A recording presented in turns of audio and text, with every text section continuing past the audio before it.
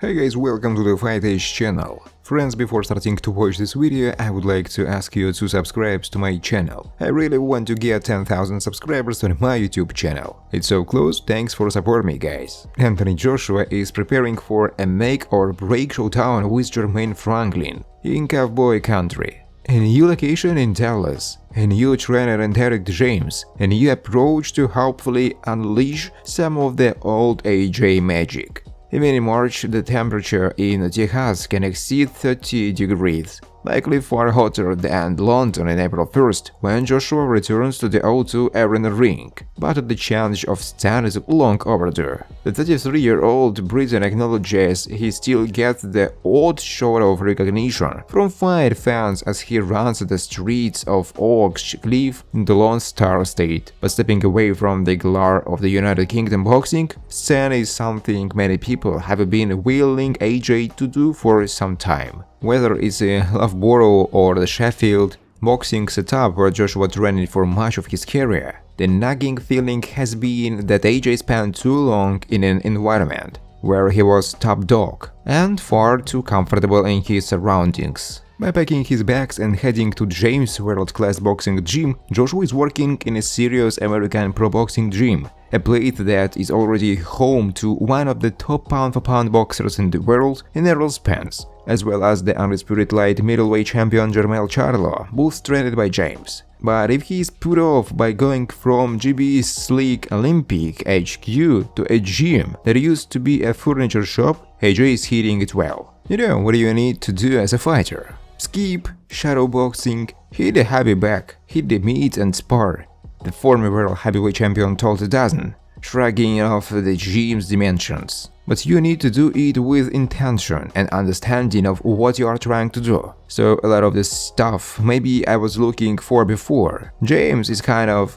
let's strip it back, let's get back to basics, which is good. Back to basics, exemplified by the photos of Joshua taking an axe to a tree. One of the new images the fighter has shots of his camp is the right angle. Wisely, James has spoken not of tearing up previous plans and rebuilding Joshua. At 33, it is frankly too late for that, but claimed that small details make a big difference. Punditly, James, Ring Magazine's trainer of the year in 2017, for his work with Spence and Charlo, has spoken about Joshua being present in the fight and in the moment when trading blows. For a boxer who often seems to be overthinking in the ring, to be burning energy every situation rather than trusting his instincts, this is sound advice.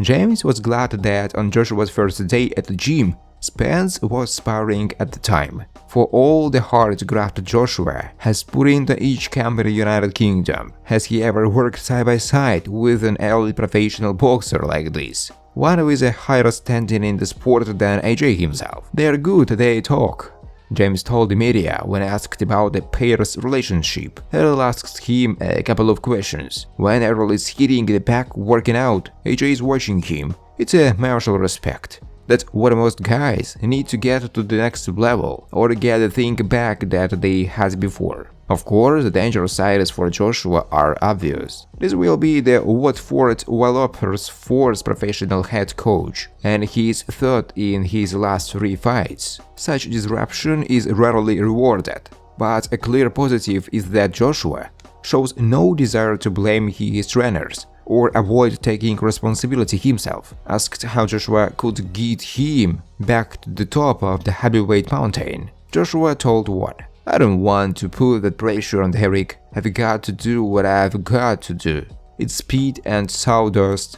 It's tough, he is taskmaker, but no pressure on Derrick. Whatever happens in my career is down to me." The calm, strange-talking James is unlike the decorated Garcia, that he had a relatively modest pro career himself, retiring with a 27-7 record. As a trainer, the great news for AJ is that he seems most comfortable coaching orthodox boxer, punchers such as Spence, Charlo, and rising star friend Martin, fighters who score KOs due to a consistently aggressive style, rather than loading up for the knockout. James should at least bring some clarity to Joshua's corner. which has simply contained too many voices and too many opinions of late. A far cry from the pinnacle of AJ's career when Robert McCracken calmly guided him through the storm. Eddie Hearn has long believed that this is a good idea. He's talked about it being overdue, that Joshua was selfish with his time, pointing out that the fighter is too happy to appease fans, signing autographs and posting for pictures rather than single-mindedly putting his training first. For all that it sounds like promoter speak, it rings true to anyone who's spent time in Joshua's company. Texas might be the perfect place to put aside the likable colossus and the PR commitments, to free himself from distractions and concentrate on improving his skills and being competitive with the elite boxers and his new trainer's pet. I feel the world hasn't seen the best of Anthony Joshua, especially the guy I've been working with in the gym, said James. Time will tell if the Americans is right, but at least AJ is giving himself a better chance as he prepares for what's certainly the last big run of his career. The famous British boxer Tony Bellew was skeptical about the potential confrontations of Fury with Anthony Joshua and Francis Ngannou. Fury will always want to fight Joshua because this fight will give him the biggest fee in his life. Therefore, he will always want this fight. But will there be any new achievements in boxing for Fury? Absolutely not.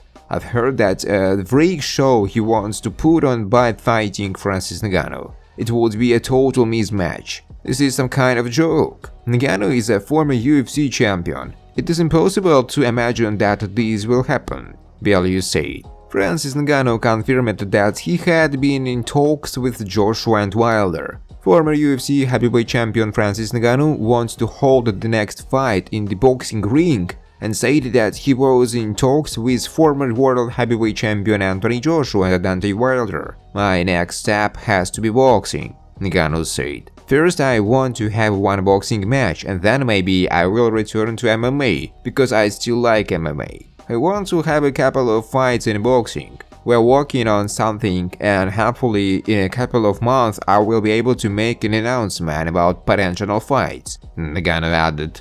It took longer than I expected, but it's going on. Big things take time. I consider anyone as a rival, Ngannou said. I talked to Eddie Hearn about Anthony Joshua. I don't know what will happen to this. Most of all, I discussed this with Deontay Wilder's team. We held several meetings and actually came to an oral agreement. Many boxing experts say that the career of the former world heavyweight champion Anthony Joshua will end if he loses the fight to American Jermaine Franklin. Eddie Hearn, Joshua's promoter, disagree with this statement. Hearn is confident that the boxer will be able to return to the world stage even if he loses this fight, but it will be very difficult to get a championship fight. It's a great fight. Franklin had an amazing fight with Dillian Whyte, showed how good he is.